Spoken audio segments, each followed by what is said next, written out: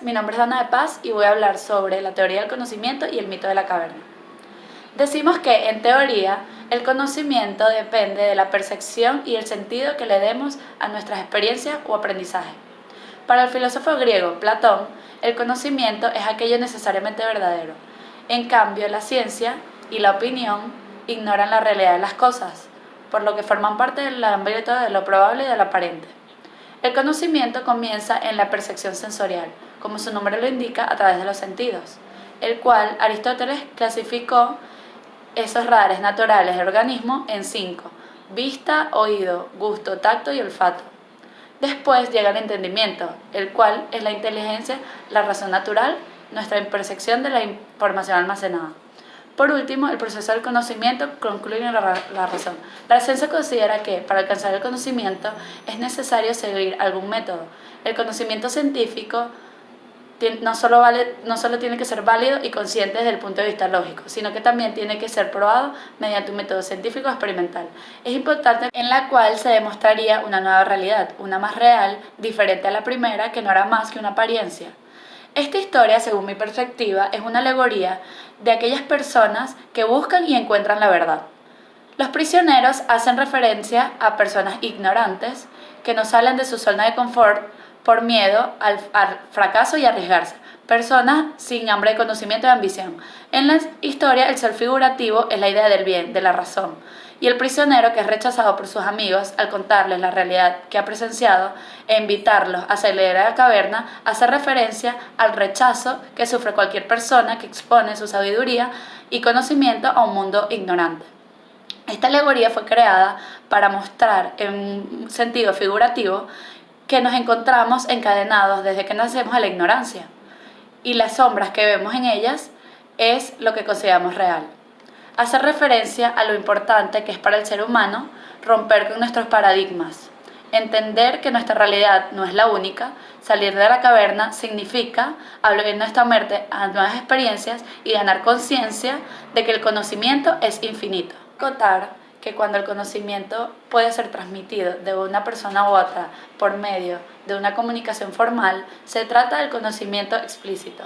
En cambio, si el conocimiento se relaciona a través de las experiencias personales, entre otras cosas, se llama conocimiento implícito. En conclusión, el conocimiento es más que un conjunto de datos, es decir, incluye hechos, verdades o información almacenada a través de la experiencia, del aprendizaje o a través de la introspección. El mito de la caverna.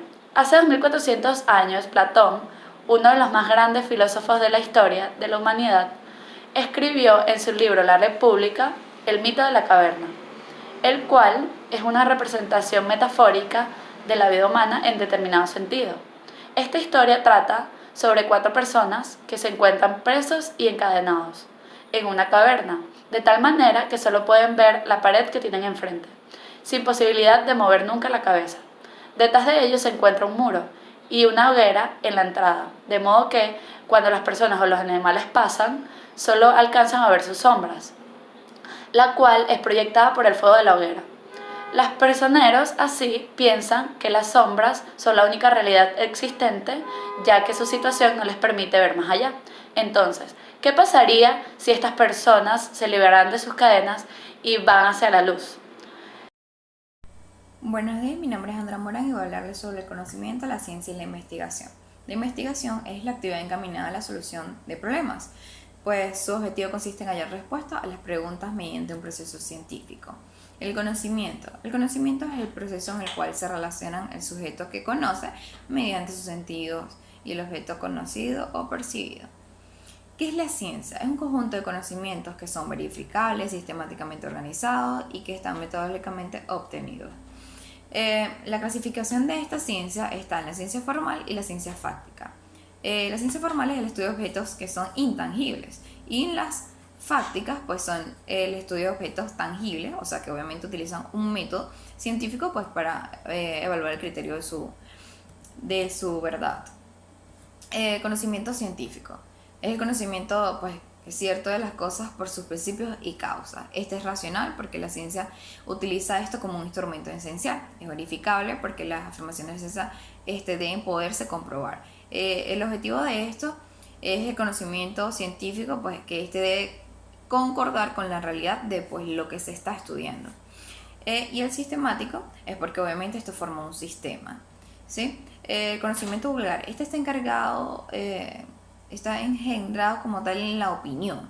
Todos los hombres lo poseen en un mayor o menor grado y surge pues de su propia experiencia. Este es superficial, su subjetivo pues esto hace referencia a que el mismo sujeto se conforma con la certeza que le da su propia conciencia, sin preocuparse si su conocimiento está adecuado al objetivo.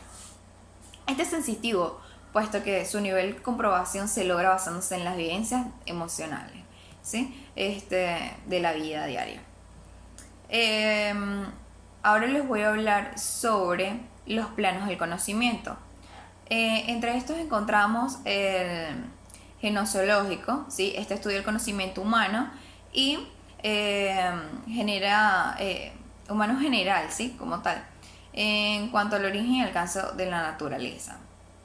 El praxeológico, pues este estudia la estructura lógica de la acción humana, ¿sí? Pues el teológico, la razón de algo en función de su fin como tal. También está el axiológico, que este estudio de la naturaleza, de los valores implícitos en la investigación, es decir, lo bueno, lo bello. También contravalores, considera que algo es o no valioso. El metodológico, pues que cómo se debe hacer una investigación para encontrar el conocimiento, o sea, los modos de producción del conocimiento como tal. Aparte de ese tenemos el epistemológico, el cual es la naturaleza de la relación entre el investigador y la construcción del conocimiento, ¿sí? Y el ontológico, pues el cual es la naturaleza de la realidad, el ser como ser, ser del objeto que es el conocimiento o lo que son las cosas como tal, ¿sí? Muchísimas gracias. Buenas, mi nombre es Nírida Saraís Aldana Santana. Les hablaré sobre lo que es el paradigma de investigación y el conocimiento empírico. Un paradigma es el conjunto de ideas, creencias, argumentos que constituyen una forma de explicar la realidad de lo que se está viviendo. Los paradigmas no son únicos e universales y dependen de la forma en que la persona se constituye, dependiendo de su vida o de los conocimientos que ha adquirido en ese proceso de vida. Cuando se realiza la investigación, quienes investigan deben situarse de forma de explicar la realidad específica, lo que se implica definir un paradigma de investigación. En la mayoría de las ocasiones, el paradigma tiene una relación directa con el área de conocimiento en la que se investiga. Por ejemplo, dentro del proceso de investigación de los paradigmas son esenciales para guiar la forma en la que se aborda las experiencias de un problema o de una investigación. Orienta a las cuestiones y se encarga de analizar en ese momento. Determina lo que se debe preguntarse, cómo llegar a responder esas preguntas. Fijan una forma en que se relaciona la investigación. Por ejemplo, si el tema de investigación es ver pautas de crianza, estas pueden analizarse de forma independiente de un paradigma desde que se trabaja. Si un paradigma positivo se estaba estudiando como un conjunto clave para asegurar que se produzca un comportamiento específico en el niño o en la niña, generalmente se implica creyendo en las aplicaciones de crianza y predeterminada que esta llevará las consecuencias al comportamiento del niño o de la niña en ese momento. En general, un paradigma emergente se determina la posibilidad de predecir y generalizar el comportamiento como desde el paradigma positivista.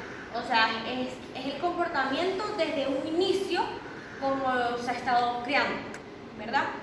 Existe la realidad que puede ser explicable mediante la explicación del método científico, el cual se centra en la comprobación de una hipótesis. El conocimiento empírico es aquello que se encuentra basado y asociado en las experiencias y prácticas. La palabra empírico la usamos de manera generalizada en nuestro idioma como objetivo para calificar aquello que se encuentra baseado y asociado en experiencias prácticas y observación de sucesos. El conocimiento empírico proviene de las experiencias. Normalmente la palabra la utilizamos cuando la asociamos al conocimiento o aquello conocimiento empírico a través de las experiencias. Todo lo que una persona sabe, conoce o dispone es esto. Por ejemplo, si nos ponen un cubo de hielo en el cuerpo, nosotros ya sabemos que vamos a sentir frío. De todo modo, es lo mismo que nos vayamos a colocar del lado del fuego. Sabemos que vamos a sentir calor porque ya es algo que vivimos, es una experiencia. Y por eso decimos que el conocimiento empírico es la corriente filosófica que propone que el conocimiento surge de las propias experiencias de cada uno y de más nada. ¿Qué es el conocimiento científico? Es un conjunto ordenado y comprobado de saberes que se obtienen de forma metódica y sistemática, es decir, por métodos y sistemas, que parten del estudio, la observación, la experimentación y el análisis de fenómenos o hechos, es decir, de cosas que ocurran en el medio ambiente, en la naturaleza en ese momento o en cualquier otro escenario. Y este se vale de una serie de procedimientos que dotan los datos y las conclusiones obtenidas de validez, objetividad y universalidad. Como tal, el conocimiento científico es ordenado, coherente, preciso, objetivo y universal. Se estructura como un sistema que es verificable e intercomunicado de conocimientos que nos permiten comprender y explicar las realidades de los fenómenos de la naturaleza.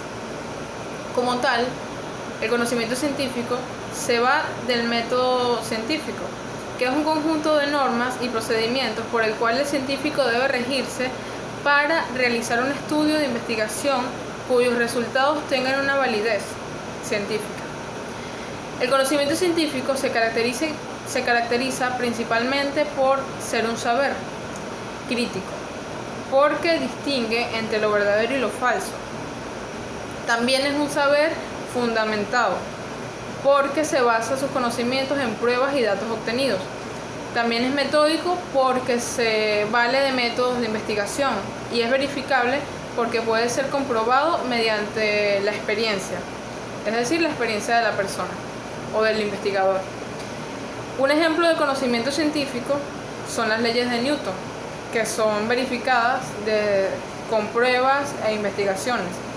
También los elementos que componen la tabla periódica son elementos que vienen de una investigación, resultantes de una investigación. ¿Por qué ocurren los movimientos sísmicos? También es una respuesta que viene de una investigación. Las leyes de la genética de Mendel, igual. Y los componentes de una molécula también vienen de una investigación, es decir, de un conocimiento científico. Los ejemplos de conocimiento empírico, por ejemplo, un ejemplo es cuando un niño aprende a caminar, que lo hace a través de un conocimiento empírico, es decir, ensaya muchas maneras de caminar hasta que encuentra la manera que se le hace más fácil. También los pescadores de alta mar, que en qué lugar están concentrados los peces, aunque no lo puedan comprobar con una teoría científica. Gracias. Mi nombre es Camila Carreño y les voy a explicar la noción del sujeto, relación del sujeto-objeto y el objeto-sujeto en la investigación. Sujeto se refiere al hombre pensante que realiza la investigación científica. Objeto se refiere al sistema en el cual se ejecuta la investigación. El hombre, a diferencia del animal, puede pensar, está dotado de cerebro altamente evolucionado que le permite tener conciencia. Esto lo coloca en un lugar privilegiado frente al resto de los seres de la naturaleza. Esto hace que pueda cumplir ciertas funciones especiales y ocupar el puesto del ser pensante y consciente del mundo material. Este fundamento es esencial para que no deba ser pensado como una cosa o como un objeto, sino como un sujeto de la naturaleza, como la parte pensante de la materia. El concepto de sujeto es propio de la ética, como ciencia que se estudia. Las leyes del comportamiento humano explican la actividad práctica y cognitiva del hombre. Este, como sabemos, no solo utiliza objetos, sino que además los transforma. Pero la transformación debe tener la propiedad del ser consciente, de tratarse unos fines y unos objetos que ningún otro ser de la naturaleza lo puede conseguir. El adoptar el papel del sujeto es la condición para dominar y llegar a conocer efectivamente al objeto. La situación contraria impide el conocimiento, por lo cual se es objeto, y precisamente la característica de un objeto es la del ser pensante y no la de pensar. El concepto de sujeto es antiguo. En la palabra de Aristóteles se le identifica como el concepto de la substancia, base primera de todo lo que existe. Aún en la actualidad hay muchos pensadores que continúan conceptuando al sujeto como una substancia.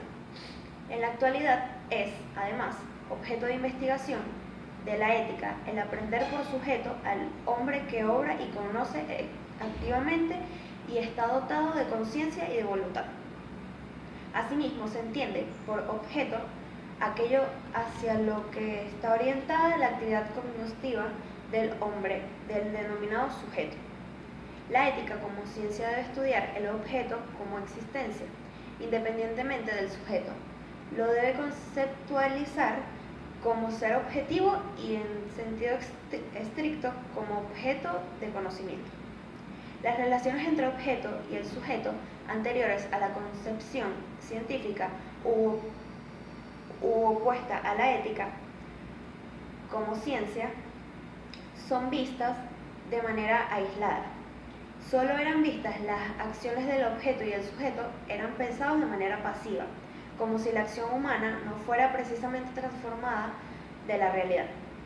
El subjetivismo y el idealismo, por su parte, solo veían la acción del sujeto. En este sentido, llegándose como en el caso del idealismo o subjetivismo, Hegel a considerar que el objeto existe, sí y solamente si el sujeto lo crea.